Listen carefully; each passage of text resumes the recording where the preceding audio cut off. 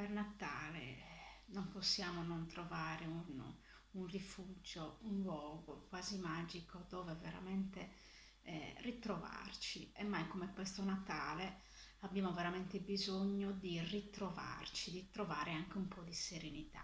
E io vi voglio fare insomma un po' in anticipo gli auguri per un sereno Natale, raccontandovi, accennandovi una novella di Grazia Deledda dal titolo Il dono di Natale.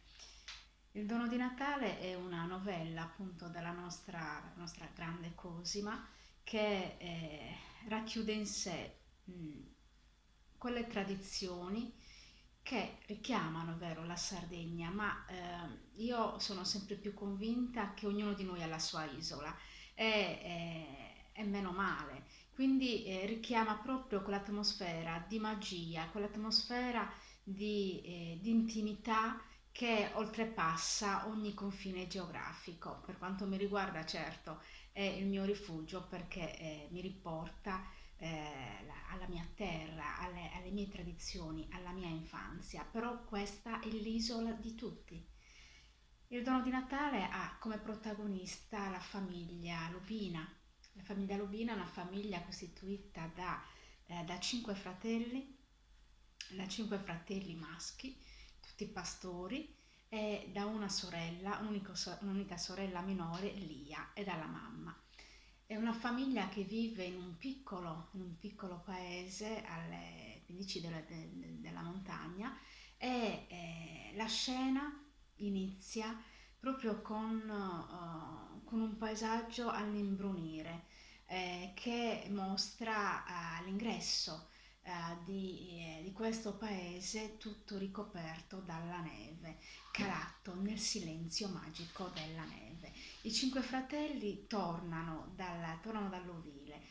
Grazia Deledda ne sottolinea la bellezza, ma anche il loro vigore fisico, sono tutti sani, molto importante, e li paragona a dei guerrieri. Sono vestiti con l'abito della festa, si sono preparati con l'abito della festa, ossia il completo nero in velluto e la camicia bianca, e si incamminano verso la loro casa. Diciamo, da apripista il fratello più piccolo Lele, che dovrebbe avere, ecco, ha 11 anni come leggo, ha 11 anni, è un ragazzino dai grandi occhi dolci e Grazia Deledda racconta il Natale della famiglia Lubina attraverso gli occhi di Lelle, attraverso gli occhi di un bambino, attraverso gli occhi della purezza. Si ritorna a casa per trascorrere la vigilia di Natale, ma insieme a Natale si trascorre anche un avvenimento familiare molto importante, ossia il fidanzamento ufficiale della loro sorella più piccola Lia.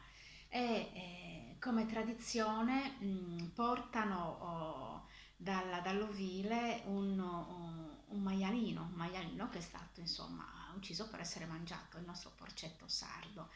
E una volta che arrivano insomma alla loro casa, si rendono conto che anche il fidanzato della sorella, come era tradizione, ha mandato la sua serva, perché era anche di estrazione borghese, quindi aveva anche un certo reddito, aveva mandato come dono un maiale più grande, sempre per poter essere cucinato per il cenone di Natale.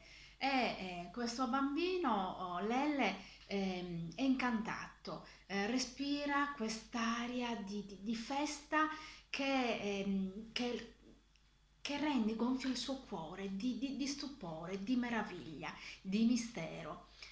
La mamma richiama lo stesso, la mamma dei ragazzi, la mamma di Lia, richiama la tipologia della fatta, è piccolina, è vestita di nero, anzi più che fatta, Rosa Deledda la definisce come una strega, ma una strega buona, che nonostante il recente dolore legato alla perdita del marito, che l'ha portata quindi a vivere la vedovanza, non ha perso quello sguardo dolce verso la vita.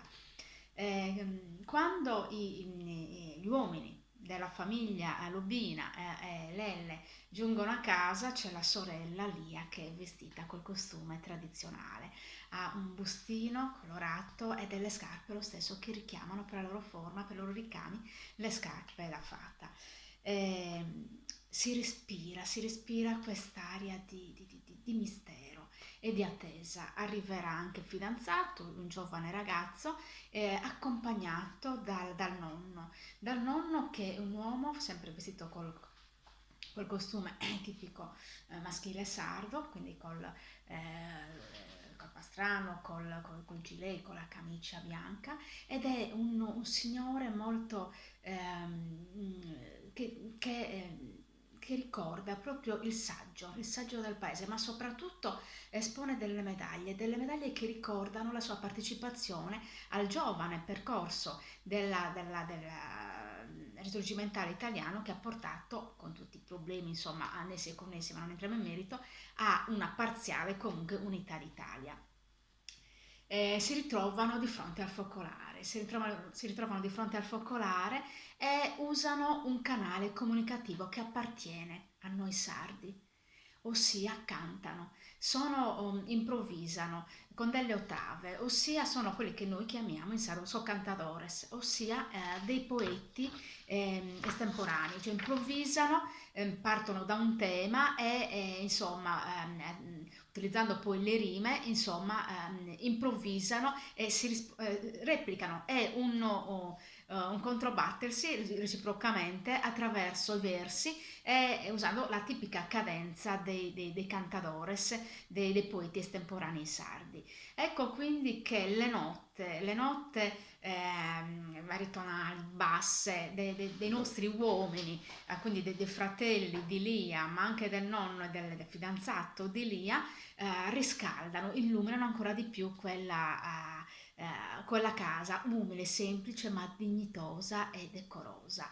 La mamma si appresta a cucinare, anzi ha già messo allo spiedo il porcetto e il canto sarà interrotto poi da un brindisi che prepara anche a un rito, ossia quando la futura sposa versa il vino a ciascun uomo della famiglia, quando arriva al futuro marito, quindi al fidanzato, il fidanzato di nascosto donerà a lei una moneta d'oro che lei gelosamente nasconde. È l'inizio del loro legame, una sorta di anello di fidanzamento. Ma diciamo che il nonno a un certo punto, con insomma, utilizzando il suo bastone, richiama l'attenzione con un tonfo sul pavimento di nuda pietra e dice: attenzione, bisogna andare alla messa. E le campane chiamano la famiglia, ma tutto il paese si incammina nella strada innevata verso la chiesetta. Non dico altro, non racconto altro, so solo che se volete veramente chiudere gli occhi, rifugiarvi in un paesino, dall'atmosfera magica, dall'atmosfera veramente di rispetto, di silenzio e di rispetto verso il divino, però il divino nel concetto più ampio del termine, dove che richiama proprio la profondità, quella profondità a cui comunque dobbiamo attingere per ritrovare quell'autenticità e quella pace.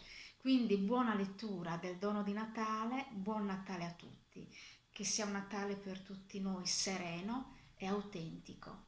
Ciao a tutti.